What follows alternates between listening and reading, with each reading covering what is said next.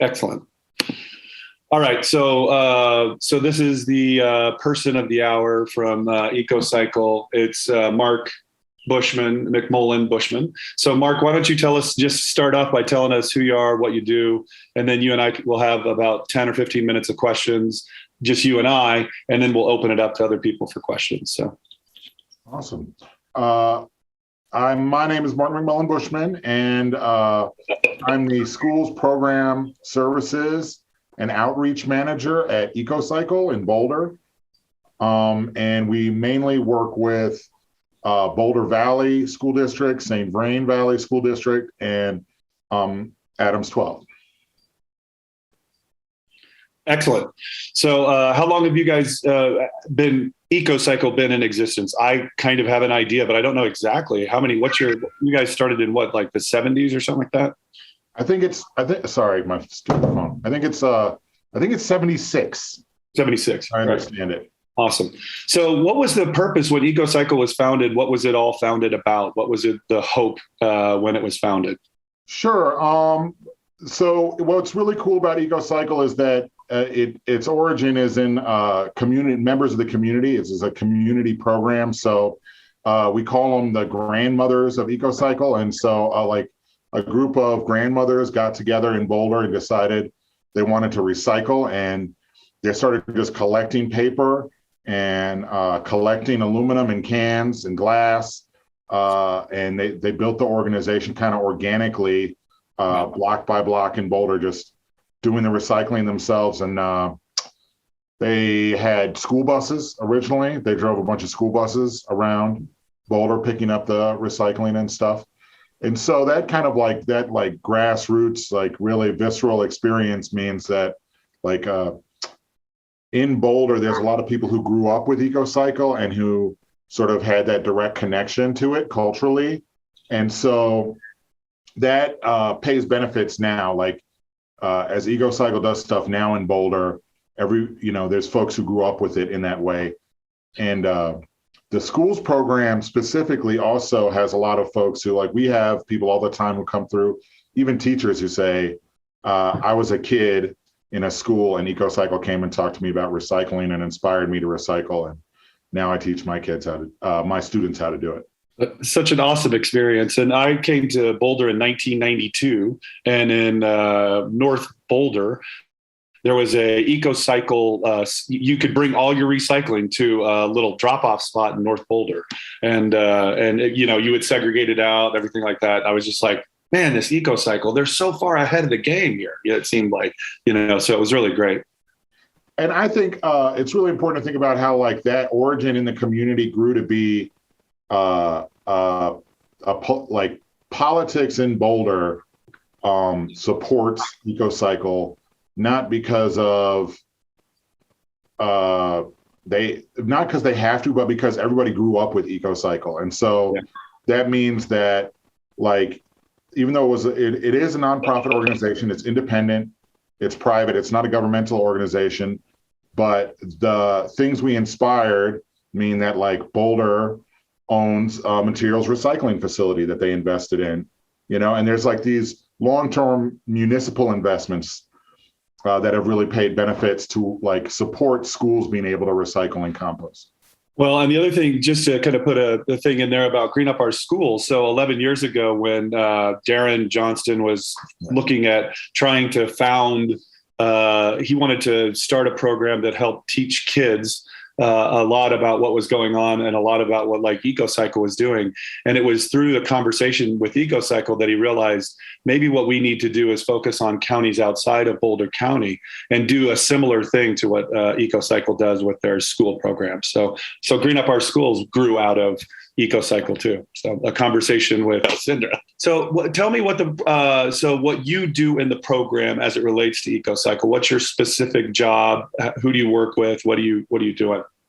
Sure. Well, what tends to happen to me just as a person in different jobs is that I end up doing like a lot of different things. And this job is also a reflection of that. I think the most important thing I do here is work with teachers to schedule recycling and composting and conservation presentations. And so that means I'm just like communicating with teachers about their classrooms and their whole grade every day. What do they need? How are we going to connect? It's obviously gotten vastly more complicated in the past year or two. So it takes a lot of like coordinating, like which, if you're going to be virtual, are you going to be in person? Now we're figuring out, are we going to do it outside? So so that's the majority of what I do, but I also support other logistics like the computer side of things and the IT side of things. And I also talk to folks who get in touch with us because they've heard about EcoCycle. So like today, I was just speaking with a teacher from St. Louis who was visiting Boulder. She's like teacher of the year for that district. And she wanted to know, it's a private school and they're doing recycling and composting. And so I just told her about our different strategies and ways to work with schools. That's awesome. And so then so in this period of time where we were in this kind of pause, what was the thing that you guys developed that you feel most proud of that you guys developed that got you EcoCycle and your students and your teachers through this time? I think we're at a moment where it's about adjusting, but there's lots of ways to skin this catfish, So what I'm really proud of for what we accomplished in this time is that, especially like last year, but it started even the year before that, school year, is keeping our presentations going and being flexible and adjusting to all those different platforms or tools, depending on what wanted or schools were willing to use. Other districts have like very specific things like they're only using WebEx, they're only using Google, and it's just a lot of complex dynamics to getting that content delivered. And then there's the whole issue of like, what is that delivery like? Is it a pre-recorded video where it's a lesson, or is it in person? And if it's in person, is it mostly like a slideshow?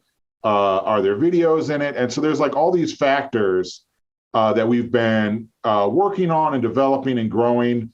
And so it's hard to be really specific without kind of getting in the weeds. Like we created virtual versions of 26 lessons about conservation and recycling. So that's like 26 30-minute videos.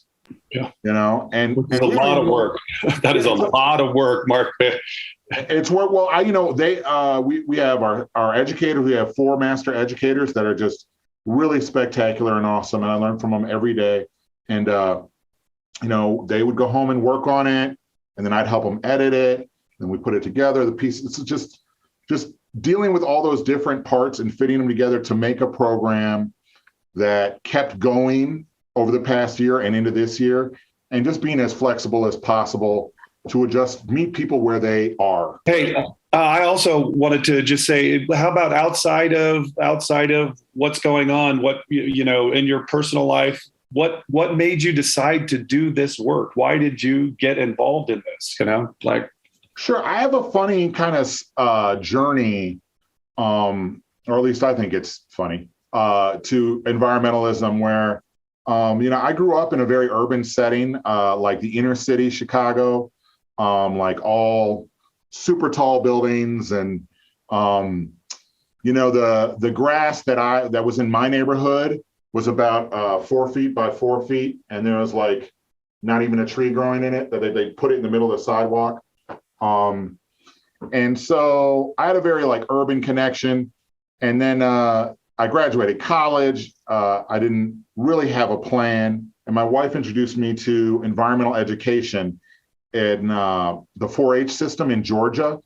And so we went down it's a coastal island in Georgia called Jekyll Island. It's gorgeous. And, I got to teach kids all day about nature and hang out in the coastal forest and on the beach. And it was just amazing. And I loved it because when you're teaching, people have to listen. And that's right up my alley.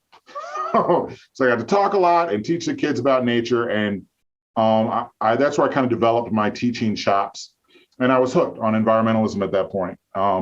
And one of the big things for me is that, I think it's really key, really important for kids, students, young people of all ages to learn about nature and understand that they can work in nature. And because like I didn't have that perspective when the urban school that I went to, we didn't go on camping trips or overnight stays at environmental education centers. And so I didn't know that was a job. I thought scientist meant wearing a lab coat, and scientist also means, being on a ship in the ocean and hanging out with the whales, and so I wanted this. So I think it's really important that students learn that and see that there are these opportunities in the environment, especially urban students, that may not experience that. That's my personal passion, because that's where I'm coming from. That's how I came to it. I didn't know about it. And then when I learned about it, I was hooked and very passionate about it. Cool. All right. So I'm going to open up the floor to people. If anybody's interested in asking Mr. Bushman a question, then just like raise your hand or just kind of start talking. I think we're probably not going to, talk on each other too much. So, and if you don't have questions, I have more questions to just keep asking Mark for the next 15 minutes. So, because I could, there's so much to it all. So if there's anybody that has something they want to put out there, go ahead. Here's where I have to change my view so I can see people better. Hey, Mark, Shannon here. Can you hear me all right? My computer just died on me, so I had to hop on my phone. I gotcha. Go ahead. Okay. Hey, good chatting with you. I think, one thing that I have a question for you in the setup of EcoCycle, and something we kind of struggle with as a school district is each year, right, you kind of have a new cohort of folks teaching and learning. Do you find that you need to refresh the materials? Does that help? What's your sort of EcoCycle's, I guess, approach to that on a recurring basis? Sure. And I think there's a challenge for, environmental projects in schools all over, and always has been as long as I've known. After we were in Georgia, we moved to Maryland, and in Maryland, there's the same kind of a challenge, which is like every year it changes, teachers move on. And I don't mean to give away too much of the secret sauce here, but, a lot of the strategy of EcoCycle strategy has to do with building literally like direct personal relationships with individual teachers. And that doesn't always hold up because teachers turn over. But, you try to find the teachers that are going to be there for a while. And so like our approach is like every year we look at, Erie Elementary, first grade. All right, is the teacher we worked with last year still there? Oh no, she left. Okay, so then we start with the new teachers. Hey, how are you doing? Would you like, and the product that we're delivering every year is education for their students, right? So there's lessons that we teach like that grade. It could be recycling, it could be compost, it could be energy. So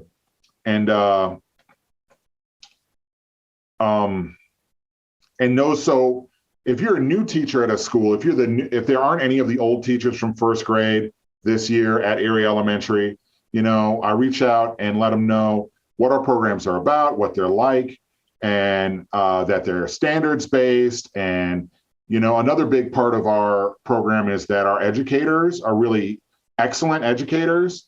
We have these 4 educators and they have master's degrees and experience teaching. And, that's more of it's complex to how do you keep really excellent staff members is another challenge, just keeping your staff together. But that really helps to have a really high quality product of lessons that are worth it for the teachers and worth it for the students where they want you back. So the truth of the matter is that it's a very one-to-one kind of community building approach. And that's what has sustained us.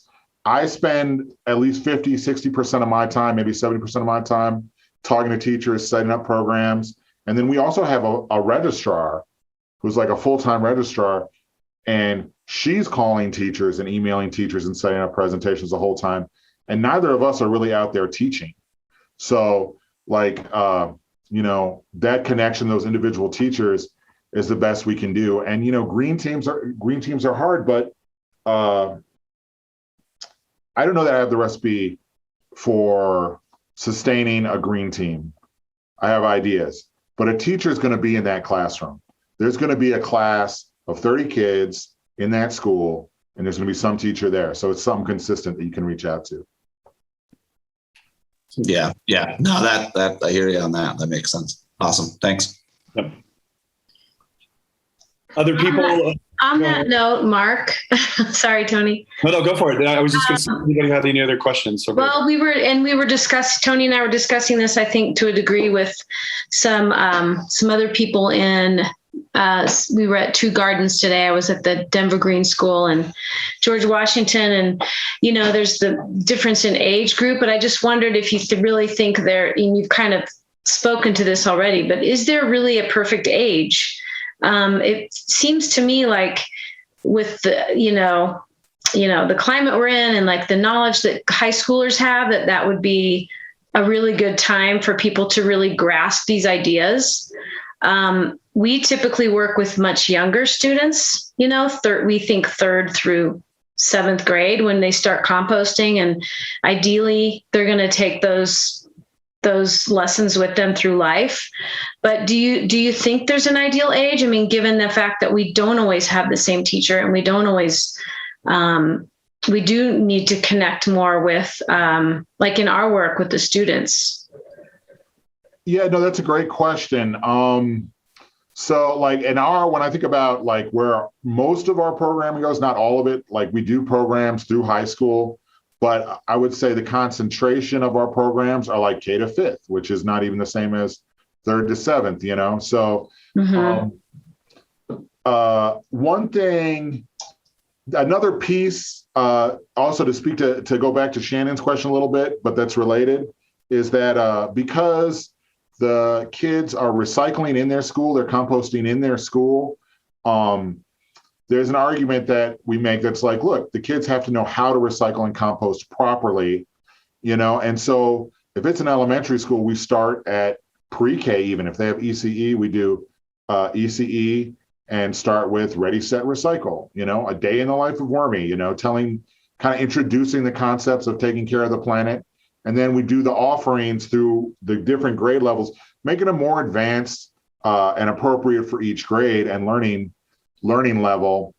And I don't know. I just think it's really important to think about what works for each grade level, or for grade band even, So like the middle school is a funny time where folks are really learning, I think, where we kind of first start to become adults or think about what we're going to be as adults. And so that's an awesome time to get engagement. With really younger students, it's about practicing the sorting and what's and how it works so that they learn that and that's in their heads. And then they're experts by the time they're in like 3rd grade, and keeping it fun. And then high school or even late middle school, I mean, at that point, I think you have to have something that the students can hook into and have ownership of and kind of lead themselves. That's when I see like the high school green teams, it's always like an awesome student, probably like Piper, that's like out there and wants to make something happen, and, you got to support that and you have to give them something, right, that they can control. And that can be hard because it could be money, it could be time, it could be space. But if people don't have something to hold on to that's their own at that age, it's not as meaningful, I don't think. But that's my theory on the grades. One of the other things I think when you were talking about that, I had 2 thoughts. One was there's a youth sustainability board out there that I think is worth people knowing about. I don't know, Piper, if you're involved with it, but it seems like it's at least front range wide, the youth sustainability board. And then the other thing that I was thinking about was like, I think what I think of when we're like, what's the right age? I think what we learned in some of the kind of, we did some kind of surveying and things like that, used a data firm helping us figure it out. What we realized is 30% of the kids that we were working with were taking their recycling habits home and changing their homes recycling and composting habits. And so I see them as little kind of green team generators, like if they can take it and own it themselves, then they can take it home. And then there was another like 10 or 20% that were doing things like going to city council meetings or going to HOA meetings and, really trying to advocate for what was going on. And I thought that was a really awesome outgrowth of the work that we do and the work that I'm sure you do too. Civic advocacy is a great and I think really effective and powerful strategy because it worked, for me, myself, I had a job where I had to go to the state capitol and talk to the state representatives. And it really empowered me. It really made me feel like I was making a difference. And if that's the way it made me feel, I'm sure that's how it makes students feel. Well, and I was going to say one other thing. I was across the street from East High School, and the Chipotle there started recycling and composting because the kids at East High School made that their issue. They were just like, we're not coming to, essentially they were saying, we're boycotting you until you start recycling, So. That's amazing. That's totally a challenge, especially at high schools with open campuses, is like, okay, we figured out what to do with all the stuff that your cafeteria produces so that we can sort it, recycle it, compost it responsibly. And then it's an open campus, so the students are bringing in Pizza Hut boxes. Right. So that's really cool. I was going to say one more thing. I was going to say, the fact that the system is there justifies it, And so if you can get the principal and the school and then the school board to like really make it a part of their system, I think we all go into schools. I mean, I see my kids doing this. They're at a new school this year. And they're like, what am I supposed to do? Like you're an open book. And the school kind of tells you this is what school is. But really, it's just what that school's experience is, So if it's part of the system that like recycling is what you do at school or composting is what you do at school, then there's a lot more interest all around. Yeah. Are there other questions? Piper, you have a question. And also Reese joined us from Holstrom. So Reese, if you have any questions or you want to tell us a little bit about yourself, and then you could ask a question, whatever works for you, Reese. I don't have any questions, but if you wanted, I could share some stuff about how our green team is going. That'd be great. I'd love to hear it, Reese. So some stuff we were doing last year, we've done over the past, was we did some textile drive with the reusing clothing, and we had online announcements last year. So we were doing a bunch of like short clips about being green and tips on that. So that's kind of how we got through online. And so our goals for this year is we're going to do e-gauge. We have that set up for fall, and we are getting composting and recycling back, which we didn't get last year. And we have started TerraCycling this year. So awesome. Hey, Reese, you said you're going to start something in the fall. And you said e-gay, or what was it you said? The e-gauge, Renew Our School. Oh, e-gauge. Thank you. Sorry about that, Reese. Thank you. I got the energy part of it. Cool. Reese, thanks for sharing that with us. And one of the things that I was thinking about was that little, you guys were doing those videos, which were just like, you make one green choice a day, little short videos and sticking them together. Those were so awesome. I really appreciated those. So. That sounds so cool. Yeah, it was a cool one. So is there any other questions in the gallery at this point? I have a question, but really everyone can answer it. We're trying to find a new focus for this year's Green and Clean, because last year we focused more on like water conservation, because at the time, a lot of us, including my group, we thought that would have been like one of the main issues, and we're still continuing with it this year, but we want some new ideas. So I was going to ask everyone, what do you think is like the most important thing we should be conscious about with the environment, and how do you think it can be improved?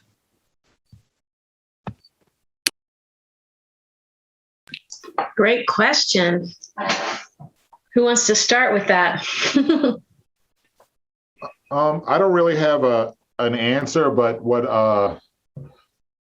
the way I think about it is how can I make a difference? How can we make a difference? So there's lots of things to work on. There's energy, water conservation. They're all super important and vital. Waste reduction, compost and recycling. And but what is the landscape of your situation, of your school, of your community, where you could move something ahead? So like water conservation, one thing I used to do in schools is you go through and change all the faucets to low flow faucets. I bet most of the schools here are already low flow faucets, right? So that's not really a good one because it's already been done. But I'm saying like what is easiest to get done that you can make happen? Because sometimes it's good to just get a win on the board. I'm with you, Mark. I think one of the things that I've been thinking about more and more, Piper, is that two things. What does your community seem jazzed about, right? If you were to take kind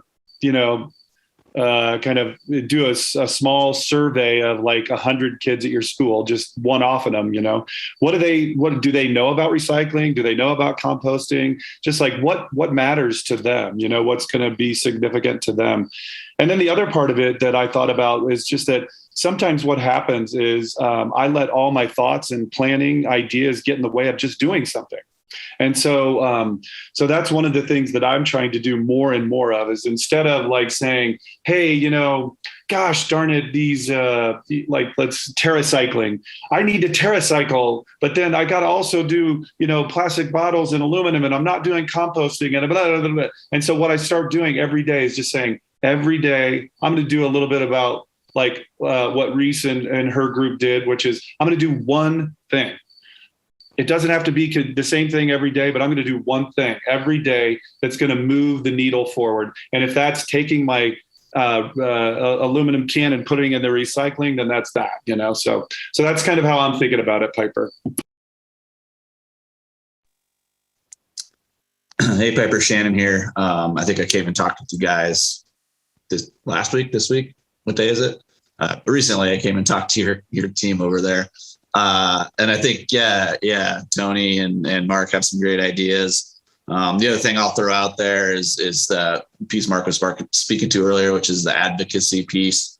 I think I mentioned to you all, but I'm working to get a student sustainability advisory committee going for the school district for Adams 12. Hoping to have certainly a representative, at least from each high school, Reese potentially from our K-8s and middle schools. So, if you guys feel like you have a voice on an issue, then speak about it, and I think the survey piece is great. Figure out maybe what that is for your community. And certainly, use your resources that are available to, as Tony said, do something. It might be a cleanup. It might be raise funds for a local nonprofit. It might be, go down to the Capitol and speak on an issue. So I know none of us gave you a specific item to focus on, but there's a lot, there's a lot. So you gotta just think about what does resonate and what does kind of bring up that passion for you. I think we gave quite a few ideas, right? But, and I just wanted to add too, that I think having the resources are really important, like having the knowledge about where to put things. I mean, we all know that in the world of recycling, what you can recycle, where you can recycle things, it all changes kind of on a weekly basis, it feels like lately. And for me, it drives me a little nuts when I've got like light bulbs sitting in my room, in my house, in a bag. And now I know I'm going to probably join Ridwell because I know that it's an organization that will come pick some of that stuff up. And, it's like we might have to separate things a lot, but if we have all the resources and we know where we're putting things, it doesn't feel so overwhelming. And so that's where I feel like we've been focusing too, is like trying to send out those resources to people. Like, can you, my husband asked me the other night, we can't recycle this clamshell. And I'm like, no, we can't. We can't put number 5 in our recycling. We can put it somewhere else. We can recycle it, but we can't with our hauler. So it's just, I think that's really important to know, just have the facts on where things go. And I think EcoCycle is awesome about sharing that information and disseminating that information. I mean, I use that tool online all the time, like putting in the item and knowing where it goes and if it can be recycled or not. And because I think contamination is just such a problem. That's why a lot of these schools end up suffering with their composting issues, and it's because it gets contaminated and then they have to stop the whole process, or the recycling. How many times have we heard that a whole truckload of recycling has to be thrown to the landfill because it's been contaminated? So it's like, if people just throw things in and they're not really sure if they're supposed to go, then it kind of ruins the whole, it kind of not ruins, but it hurts the whole system.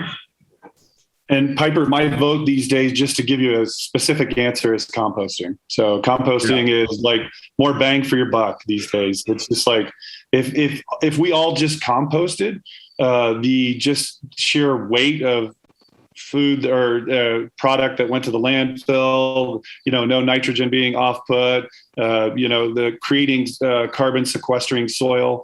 My vote is composting. So that's my perspective too. Yeah, I really agree. The thing about compost is that, landfills, a recent study said landfills are producing like 40% of the methane, and they're supposed to capture the methane. And methane comes from food, stuff that can decompose, being in the landfill. Instead of decomposing like compost, it decomposes anaerobically, and that produces the methane. And methane is 81 times more powerful of a greenhouse gas than carbon dioxide. So, and the landfills are supposed to capture the methane, but they did a study where they watched them, and there's a lot leaking out. So that's like a huge way to, like, I agree. Compost is really, I was going to say that too. Compost has this really big impact. And another one, and I don't mean to get out over my skis here, because is in the schools program, we focus on the real traditional, zero waste strategies, which is like and stuff that students can do in school and at home. That's composting, that's recycling, that's energy conservation, water conservation. But EcoCycle is also working on, it's a stupid alphabet soup, EPR, which is producer responsibility. And so what that means is, if you're Coca-Cola and you make bottles of plastic, how can you be responsible for what happens to that bottle of plastic after someone drinks the product out of it? And right now, the way our society is set up is that, like, people make stuff, people buy stuff, they use it, and they throw stuff away, and none of it is connected. But we are trying to work on making those things more connected. So if you make something and you sell it, you have to figure out how to be responsible for how it gets thrown away. Once someone's responsible for the final destination of something, they might make a different decision about what they're selling, right? So then there'll be less of the harder to, you can't compost plastic. And most plastics, you can only recycle them like once anyway. So, glass you can recycle infinitely. Aluminum you can recycle infinitely. Paper you can recycle like 12 times and it grows on trees. But, plastic, it comes from oil, and then at best you can recycle it once if it's the right kind of plastic. So, making those producers responsible for what they're putting out there is something that's another angle we're working on.